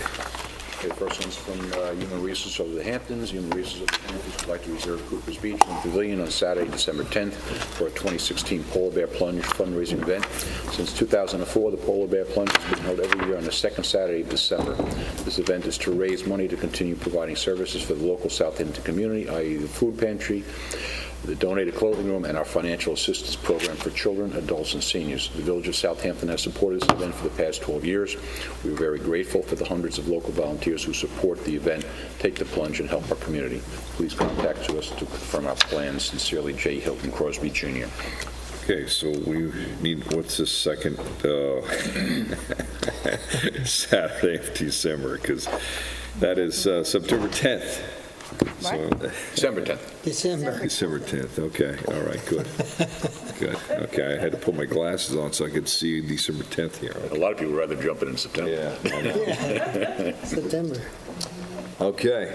All right, so I'd like to make a motion to authorize the Human Resources in the Hamptons to utilize Cooper's Beach and the pavilion on Saturday, December 10th, for the polar bear plunge in accordance with their letter dated August 16th, 2016. Second? Second? All in favor? Aye. Second one is addressed to the board with reference to application for the estate of John Poster, 328 Gin Lane, and Thomas and Meredith Joyce, 765 Hill Street. Pending before the Board of Architectural Review and Historic Preservation are two applications involving buildings designated as historic assets having common application issues for which the board requests professional consultation, in addition to the competent services rendered by the retained historic consultant to the board. The Poster property is improved with a single-family detached dwelling designated an historic asset for which representatives of the estate seek demolition. The Joyce property is improved with two separate buildings previously used for commercial purposes, both designated as historic assets for which the applicants seek demolition. In both matters, the applicants have concluded their presentations and arguments for the demolition. The board has resolved it requires further third-party professional or expert advice and information on the merits of the applicant's position and evaluation of the physical, structural, and historic condition of the improvements for consideration in rendering its decision. The board has identified two organizations it believes qualified to render the desired services. Stewart Preservation Services, Mr. Joel Snodgrass, President, evaluates structures from a historic and architectural perspective. He devises his services as principal or billed at $250 per hour with a descending fee schedule for the other staff based on their function and capability. His estimates for the evaluation portion of the work for one application, the cost would be in a range of $2,000 to $4,000. Presentation before the board at a public hearing is additional, and I envision at least two appearances will be necessary, one to make the presentation and a second to offer rebuttal for the objections and questions raised by the applicant. The second organization, Old Structure Engineering, evaluates historic buildings from a structural engineering perspective. Similar to Stewart, the billing is based upon the level of personnel providing the service and the time consumed. It is also anticipated that two appearances before the board will be necessary at a minimum with fees similar to Stewart. The board requests the trustees authorize retention of the two organizations for the limited purpose of the reference applications. If additional specificity regarding the anticipated billing or retainer statement from the companies is necessary, please advise counsel to the board. The applications have been pending for a reasonable time, but the expedition of the trustees in responding to this request is appreciated as the companies have staff intermittently absent from a normal schedule due to summer vacations. Very truly yours, Albert Robinson. Good evening, Mark and members of the board. So this comes to you because these two applications are pending. The board, the ARB, considers both of them in their own characteristic significant. The Poster estate, which I call it, as John Bennett had earlier said, has a dwelling on it that was previously an accessory structure apparently, but is now become the main dwelling for as long as he was alive. And I don't know when he died, but I remember playing tennis over there back in the 70s, so it's been there for quite a while. But there's obviously an extreme differential for that property, whether or not that building is determined to be an historic asset and preserved as such, or whether it's allowed to be demolished. So notwithstanding the very consistently and great advice we get from Mr. Studenroth, the board has determined that it's advisable based upon the value to the taxpayer and the village to make an appropriate decision that separate third-party consultants be called in. With regard to the Hill Street application, as you know, this is the store that exists down at the west end on the north side with the building next to it. This also is of significant concern to the applicant, who is a longtime village resident. The board also wishes to bring in third-party counsel or consultant to make sure that it has a appropriate in-depth amount of knowledge to make an evaluation. And so this is not made, the request is not made to the board lightly. It's rare that the ARB does this, but in both of these circumstances, which happen to just coincidentally come before the board at the same time, we believe it's necessary. I heard Mr. Bennett's comments, and although I would characterize several things differently, I must say that I felt like it was sort of an attempt to argue the merits of the case before the Board of Trustees, and I don't think that's what this is all about at the moment. ARB considers taxpayers' assets precious and wouldn't normally ask for this, but again, under the circumstances, the board feels that this is an appropriate request. So you may want to deliberate upon this. If you do, I think we should at least maybe discuss some procedure. Mr. Bennett may want to put in some written commentary, or apparently he does anyway, on this, in which case I guess the village attorney would wish to respond to that. If that's the case, then I'd like to arrange some kind of schedule for that. The applicant, the time that has transpired so far in front of the ARB has been the presentations of the applications. As I said in the letter, they are concluded, and it's now only been, I think, 2 meetings or 3 meetings due to trying to get in touch with competent consultants that the board alone has requested of itself to adjourn it. But other than that, there's been no delay on the presentations on the part of the board. It's at Trustee Irving's domain. So, and, it's only fair that he be given an opportunity to review this and then come back and make a recommendation to this board and stuff. So. Yep. So, Michael, I don't know if you want commentary from or submissions from Mr. Bennett's office in writing and myself in reply, or how you'd like to do that. Just, has Stewart Preservation Services been contacted at all? Yes, Mr. Snodgrass has been contacted. He's available. He's had some, as I mentioned in the latter part of the letter, time issues. He was on family vacation last week. He tells me that he's going to be not available next week because he's taking one of his children to college.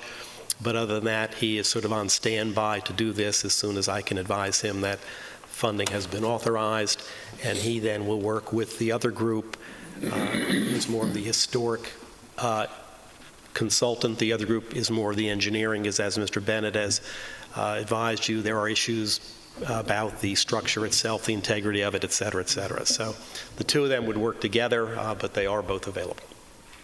765 Hill Street, is that the little old house that's a shop up on Hill Yes, Street? and the building Near McLaughlin's. Yeah, so there's McLaughlin's, and there's one building that looks like a shop but hasn't been, and then there's the next one that is the shop. The white building, right, with the That's been gable for roof. sale, and they want to tear that down.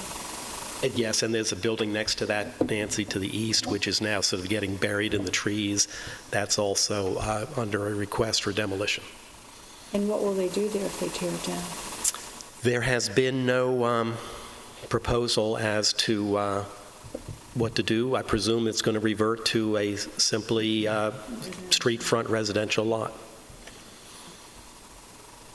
And as you may be aware, I'll remind you that if the board does deny the certificate of appropriateness to demolish, there is an appeal process within the village code. But as a condition to that, it requires the applicant to confer or attempt to negotiate a settlement with the ARB. There was a previous application that was denied, but the applicant abandoned that appeal. So this is that property? For that property, yes. So this comes now as a second time, but it's a little bit more official and urgent at this stage of the game. This is solely the Hill Street property. Correct. Solely the Hill Street property. Is there any chance that we could get a little map that shows the boundaries of this parcel so that when we look at it, we're... Which one was Hill The Street? Hill Street one. I imagine the other... The survey's in the file.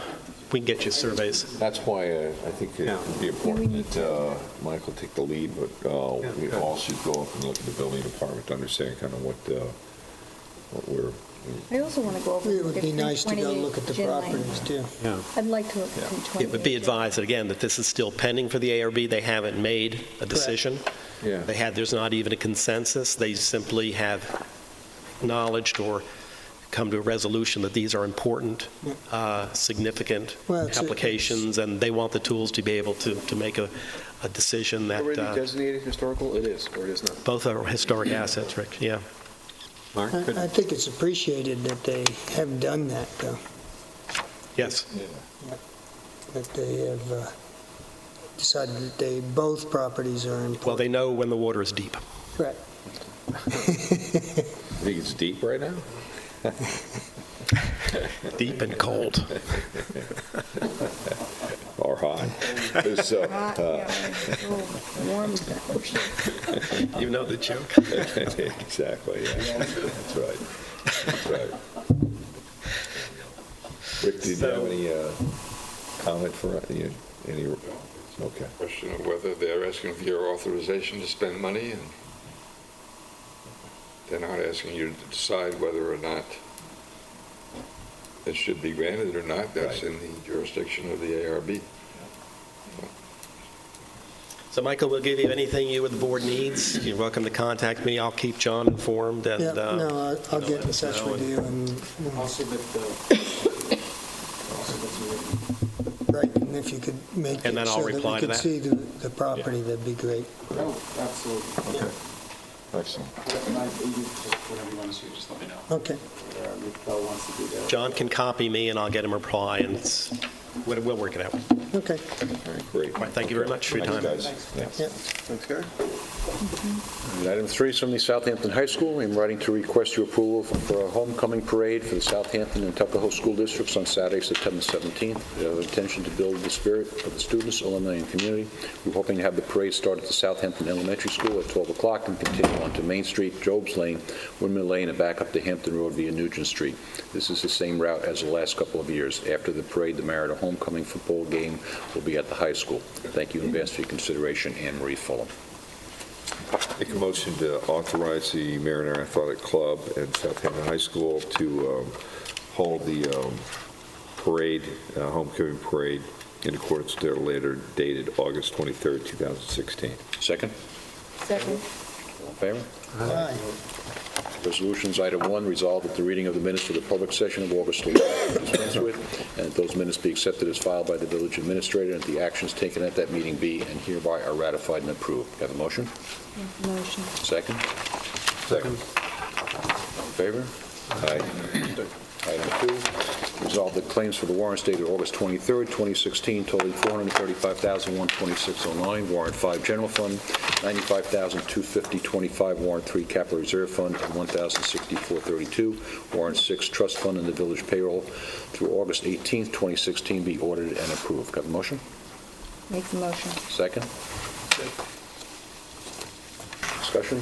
Page 1, all hands fire equipment, fire department equipment, $1,087.73. Alpine software, fire department maintenance contract, $11,844.66. Atlantic Coast embroidery, DPW uniforms, $1,964.15. Donna Bennett, fire department volunteer medical reimbursement, $1,000.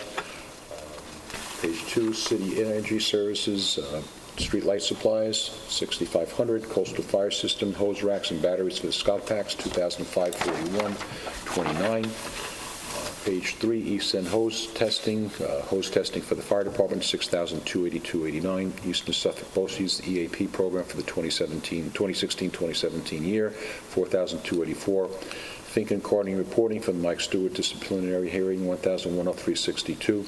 First Presbyterian Church, September parking lease, $3,000. Page 4, incident response technology, software renewal for the fire department, $4,124. Page 5, Donna Kreinborg, ambulance volunteer medical reimbursement, $1,000. Got a couple of payments to Martin's General Contracting for roof repair, first at the Chamber, $6,750, 25 Jobs Lane, $5,840. The Pelletro Shop, $2,360, and Village Hall, $3,600 for the front roof and $16,600 for the boardroom roof. Page 6, more medical supplies for the ambulance, $2,732.31. Nelson Pope and Voorhees consulting services for the planning board, $1,152.12. Page 7, a couple of payments to Norsec, one for Coopers for carting, $1,057.86. For the highway, $1,085. 2 payments to the parks, $1,150 each. And on page 8 for the highway again, $1,258. Page 8, New York State Employee Health Insurance for September, $266,238.39. Page 10, PSE&G, PD electric bill, $5,460.56. Towing charges to Rapid Recovery, $3,350.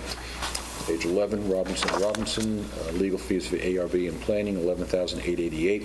Ronco, cleaning supplies for the building department, $2,536.49.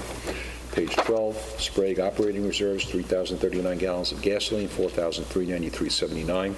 Stryker sales, service contract for the stretchers and the stair chairs for the ambulance department, $10,106.25. Page 13, Susan Hand and Associates, transcription services, $1,904.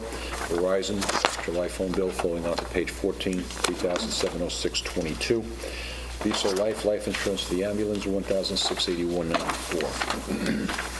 Second warrant is a capital reserve warrant. Two payments for high-tech fire and safety for fire gear for the fire department, $2,762.26 and $55,244.99. And Motorola Solutions, fire department radios, $36,723. Last warrant is the trust warrant.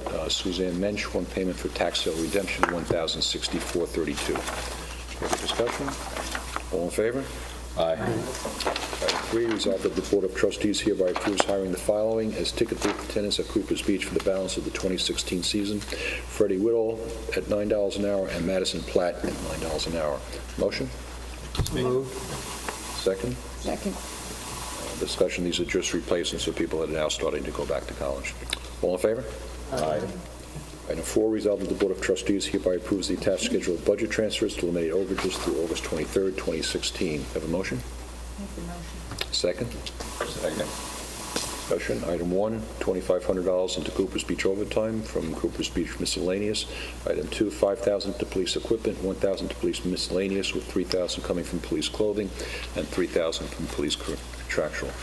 All in favor? Aye. Last one, resolved that the Board of Trustees hereby approves the following payments from the Capital Reserve Fund, subject to permissive referendum. High-tech fire and safety, $58,007.25 from the Fire Equipment Reserve, and $36,723 to Motorola Solutions from the Fire Equipment Reserve. Have a motion? So moved. Second? Second. All in favor?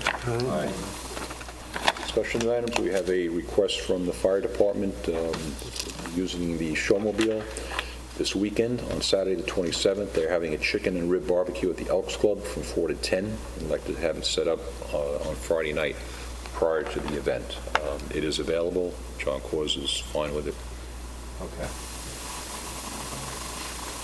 Comments or anything? We need a motion. Bring it forward. It's for our department volunteers, but again, it is village property, so it does have to go through the motion of coming in front of us to see if, we let them use it. I mean, it's not out of the ordinary request, but of course, it does have to come in front of us to What are they using it for? Okay, what are they using it for? perform. They're going to have performers there, raffles and singing and musicians.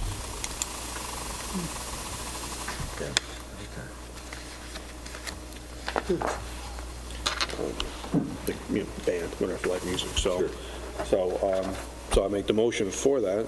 But again, everybody. Second? I'll second that. All in favor? Aye. Okay, the item 2 is a cystic fibrosis cycle event on September 24th. They came to us, I'm going to say probably sometime in June or maybe May. And the problem with the route is because of the September Fest, denied it, but they did change the route to avoid that whole area. And Julie, I'm just going to ask your help here. It's on Somerset and McGee. At mile marker 31, they would now go left onto Somerset Avenue and then take them right out of the village, as opposed to originally they had to come down, go onto First Neck Lane and go down around the village along that way. And we asked them to avoid that area because of September Fest. So this is their solution, and they work with the town police as well. Great. Good. Okay. So I'd like to make a motion to authorize the Cystic Fibrosis Foundation cycle event on 9/24 in accordance with their application. Second? Second? All in favor? Aye.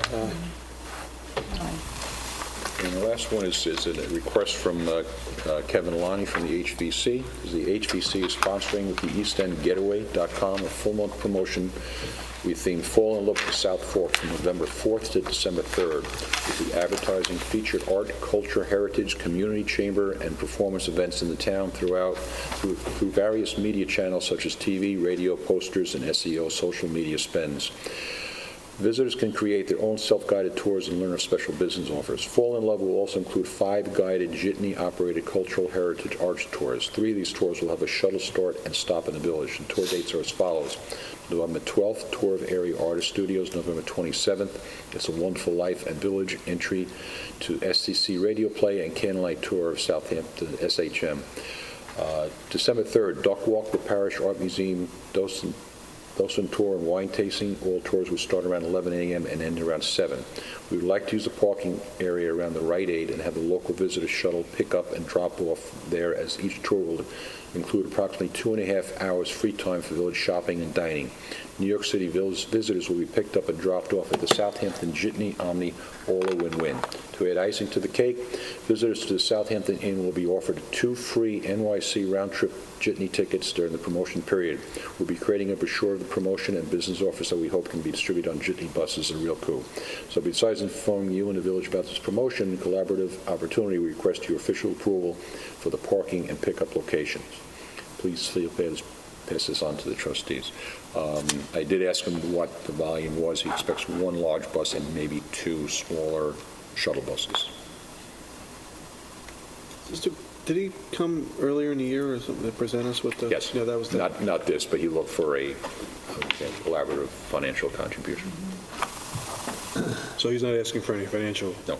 But what he wants Just the use of the parking lot off of West Main. I don't even know if we even need to make a resolution on this, the more I'm thinking about it, because Jitney does pick But Jitney uses a lot right here as it is. I mean, the only thing is, I just, subject to everybody's approval here is just where in the lot they're talking about, because, some of that is Rite Aid property, and you just mentions Rite Aid, I get a little nervous about. Yeah, well, you can't approve for private property stuff, but if they were going to use the municipal lot there. So, let me understand this. Are people coming and parking in that lot and then getting on these buses to go on a tour of the area artist studios? And then on the 27th, it's a Wonderful Life and Village.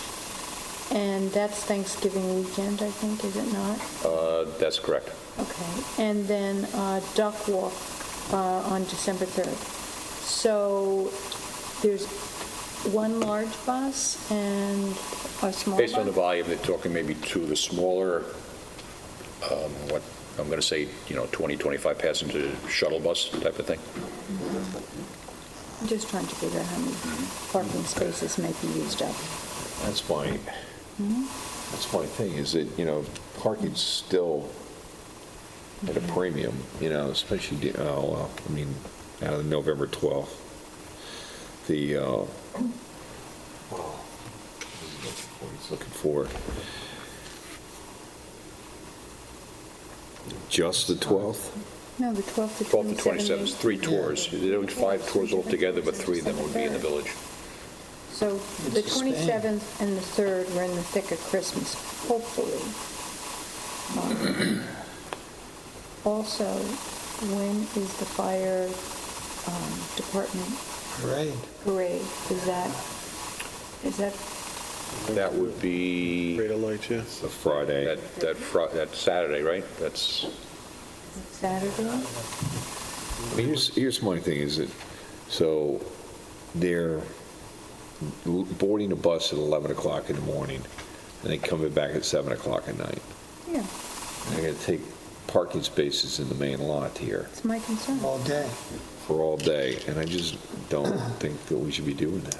I mean, that's my feeling about it. I mean, maybe what they should be doing is going to the high school and saying to the high school, look, could we park over here? Right. I think that's a better...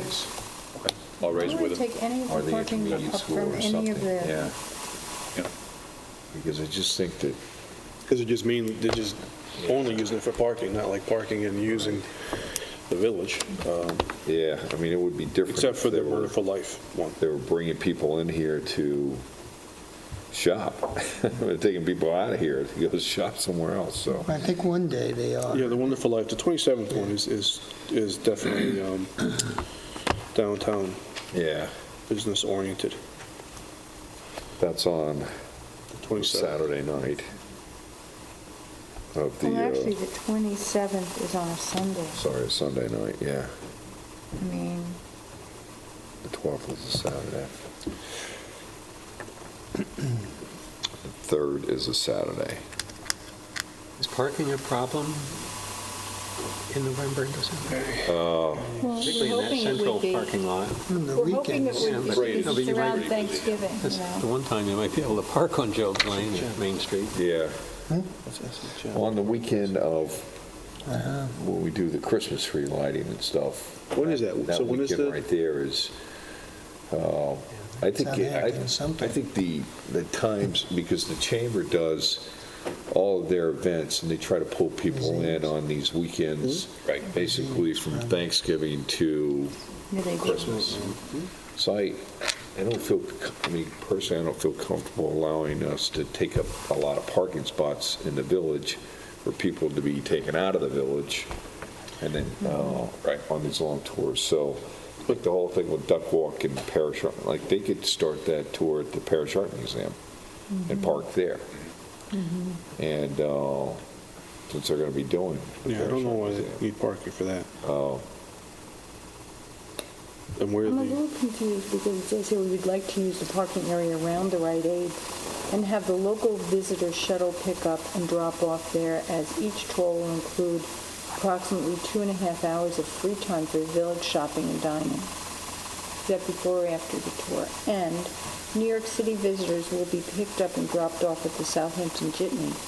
So I'm confused on this. I mean, if the people are coming to go on the tour and they live here, they can shop, what are they talking about, 2.5 hours of free time? I don't understand that. Do you get that? Yeah.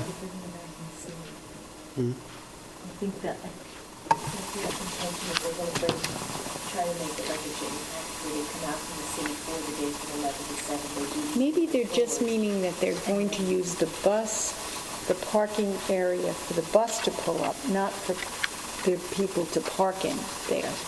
Maybe Well, let's that's, do this. Let's Let's ask find for out. clarification on this. So, yeah. Right.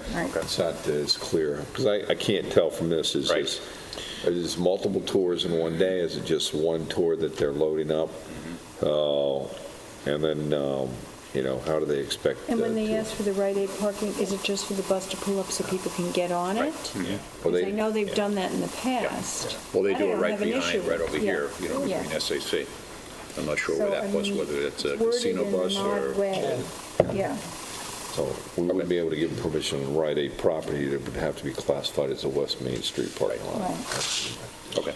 and when is the parade of lights, the candle light, the It's going to be tree on lighting? the 26th. November 26th. November 26th.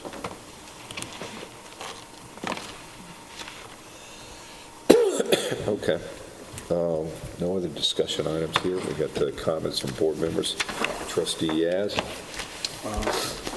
I'm good. Trustee Irving, Traffic. Yeah. Traffic. It'd be really nice to see that North Sea corridor fixed up and be more attractive as an entranceway into our community. But one of the difficulties, I think, is that most of our streets are old streets. right. Certainly, Prospect Street, no sidewalks, narrow, parking on both sides, heavy traffic to the industrial area back and forth there, dropping down on North Sea Road. And then, you add additional wet surface services and retail operations there without redesigning that whole area. It's going to be really difficult. Right. Didn't another mayor try to widen that road? Yeah, I don't know. North Sea Road? Yeah, Did it I happen don't in the know if past? it's- Somebody did. I don't know if it's widening or putting in sidewalks but without a doubt, we need a comprehensive traffic study.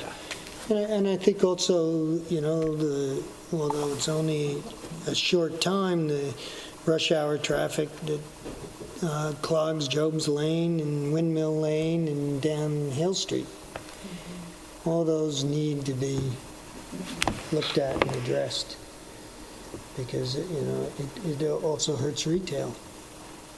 That it does. That traffic study that we're underway now, that's just downtown businesses, right? Yeah. So. Nance? Well, since we're discussing traffic, we can also bring up the Tuckahoe Center, which is now going back to the Suffolk County Planning Commission, because they reduced the size of it. I think they took 2,000 square feet off the supermarket. So now instead of it being 40,000 square feet, I think it's 38,000 square feet. Wow. And they reduced the size of, big difference. And then they reduced the size of a couple of the other buildings, but they increased the parking, which I found very interesting. They decreased the size of the buildings, but they increased the parking. And they're going back to the Suffolk County Planning Commission. And I know the Tuckahoe CAC is totally against all of this. I mean, how many times do you have to bring an application up, change it, when in fact people don't want it? And with all of these horrific accidents on County Road 39, really, you have to be absolutely stupid not to understand that is the worst place for it. How do you really feel, Nancy? That's how I feel. And then some, I might add. Nancy? And you know what? I also have to say, look, everyone's like, oh, we want a supermarket. I get that. But on the other hand, there's a good possibility that even if they put it there, it could fail because you can't get to it. Right. You can't get to it. The big miracle was McGee Street. I mean, everybody was going to go in, which kills me because that's going through all our little side streets in the village. McGee Street now backs up across the railroad tracks. So how many of those lights do you think that you have to go through before you are going to inch your way to the entrance? And then if you're heading from the east to the west and you're trying to get in the turning lane, how many times, again, are you going to have to sit there before you can turn onto McGee to get in there? And then you have to cross over the gridlock traffic that is covering the entranceway. You have that. And then you're competing. No, look, I mean, how come the traffic study isn't saying this? You're competing with the turning lane on Sandy Hollow Road, same turning lane. Now you're trying to get into that, and they're all backed up for Sandy Hollow. It makes no sense. You won't be able to get there.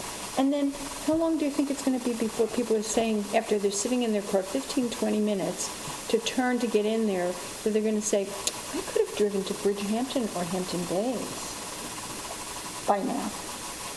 And a lot of people who live here go to the Price Club, stock up on all of this stuff, bring it home, and then just fill in. I mean, it's the craziest thing that they think. And what bothers me the most is its location. But it could fail. And then what are we left with? Well, it's an exact contradiction to the County Road 39 corridor study, which says that it's designed to prohibit high-traffic retail uses. Right. And you can't get a higher traffic other than a 7-Eleven than a grocery store. It's a high trip generator. Right. So, more traffic. Bill? All right. Well, we've got to congratulate Mark, though. Yes. Huh? There you go. Baby. Another granddaughter. Fourth grandchild, third granddaughter, yeah. I think that's great. So, almost born in the parking lot. So, But there wasn't room. Right, exactly. exactly. But you wouldn't notice it from the photos he sent us. Oh, I know, yeah, so. They look yeah. like they are just Oh, yeah, they were a normal day. Yeah, well, again, there wasn't much time. Yeah, well, I his think it's, yeah, no son's wonder they look comment good. to his wife was, not on the new rug. Took all of, what, 15 minutes, you said? So, she was a champion, so, very, thanks, so. Just a couple things, Friday night movies, if you haven't been, Friday night movies, the Wednesday night concerts in the park have been fantastic. You see the volume of people that are coming to the village, and especially at nighttime, you're walking around, it's packed. Yeah. And so I hope the merchants are all doing well. I think the restaurants are all doing well. And our arts organizations are doing a great job generating traffic flow. And the Sunday farmers market's a big hit. I don't know if you've been over to look at the wall, but they refinished the iron gates to get, and they look fantastic. So they really did a great job. So Farmers market is nice. the farmers market's really attracting a lot of people. Tom Edmonds and the Historical Museum, they've had a couple of great events go on every single weekend. So they're doing a good job. So, and then just on, there's a big fundraiser for the Southampton Arts Center on Thursday, September 1st. It's a summer fest, which is, encourage everybody to get out and because that's a true economic driver for this village. It's in the heart of the village, so. Also, yeah, if you support give me that. 1 second, there is an event at the Historical Museum on Thursday night, and it's something new that they haven't done before, and I think it's like a food to table. It's, let me just see if I have something here on it. I can give you, yeah, Lost Foods, New Foods, a feast, a party, and it says here, meet the new chefs and food producers who are revitalizing Long Island food by reaching back to crops, foods, and ways of production of generations past. Enjoy bread from local wheat, locally produced cheese, local game, and much more. And that's Thursday, August 25th. It's going to take place at the Rogers Mansion and partially in the Sayre Barn, and that starts at 5:30 to 7:30. And it's kind of a new thing. They've never done it before. One of the men who was involved in it has been working on it for over a year. Wow. So that would be a very nice event. And you can get tickets by calling the Historical Museum, or you can get them at the door. They're more expensive at the door. So. Great. Thanks for bringing that up. So, a lot of great things going on around here. A lot of fantastic groups that are stepping up and helping us out, and our village workers are doing a fantastic job. So, I know we're way down on numbers in the highway department because we've had some people retiring, some people out on injury, and the piping plover fences are still up. So. And I just want to also say the ambulance, I don't know if any of you have, on the weekends, it's just like, weekends and during the week, they're running all the time. It's just unbelievable how many, thinking to myself, wow, they really spend a huge amount of time. A lot of call volume. A lot of calls. A lot of mutual aids. Well, it's County Road 39. It is. There's a lot Actually, there. they had actually several accidents over there last week. Nancy, I got to tell you, I ride that road every day to the North Fork. I don't think this summer that I've been on that road without seeing 1 to 3 accidents. Right. At any time, going and coming home. Right. Yeah. And the interesting thing is their traffic study that they did, the applicant did the traffic study. The traffic study basically said there will be no more cars on the road than there are right now. Well, that's true, because if a person goes out and decides they have to go to a supermarket, well, that's the same person that will go to this supermarket if they're going to a supermarket. Well, you can't get any more cars on the road, period. I know, but So it's however, irrelevant. that means those 12,000 cars are there. Right. In the most heavily congested road that we have here and the most dangerous road that we have here, they're there. That's what we don't want then. Yeah, so, this board's done a great job here this summer, and I guess working hard, and we all appreciate it, so. I wanted to, we got a second public comment section, and actually, we have the chief of police here, and I do want to commend the police department for the work this summer. And, we had an incident that everybody's talked about, and you guys did a fantastic job responding to that incident on Little Plains, and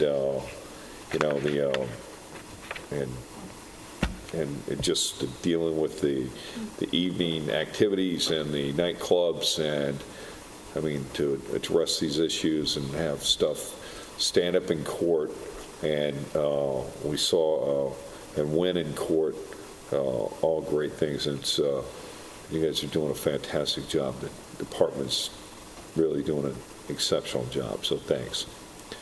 So. Chief? And you're not doing a bad job either, Chief, so.